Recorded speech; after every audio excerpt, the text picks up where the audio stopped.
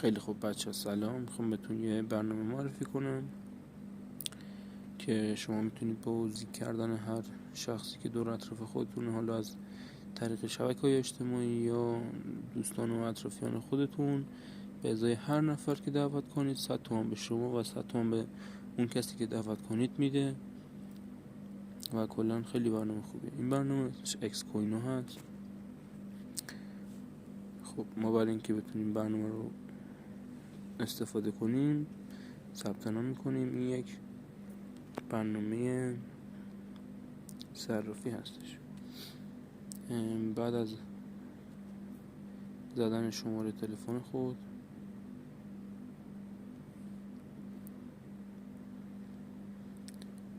و گذاشتن یک رمز که تمام این چیزهایی که میبینید اینجا رو شامل بشه،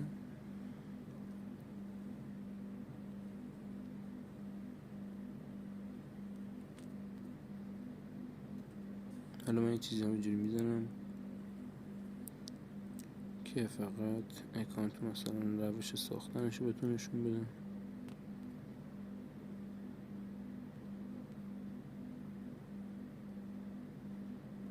بعد اینجا کد معرفه بزنید که حتما حسابتون شارژ بشه. 200,000 تا ارز شیوا معادل 99,000 تومان تا 134,000 تومان میشه حدودا داخل صرافی. به قیمت دلار روز بستگی داره.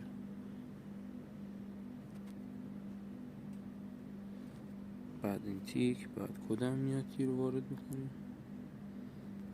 ولی خب مالا اونجا که از قبل من ثبت نام کردم میرم داخل و فقط با اثر انگشت وارد میشم. اینجا که میاید وقتی وارد میشید این قسمتی که میبینید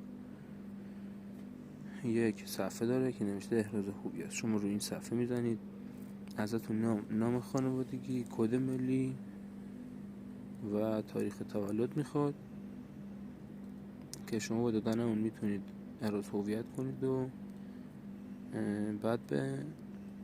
بعد از احراز هویت شما 200,000 ارز شیبا به معادل 100,000 تومان میگیرید که حالا من 400,000 تا دارم، شده 200,000 تومان. این حدودا این هم مراحل برداشتشه.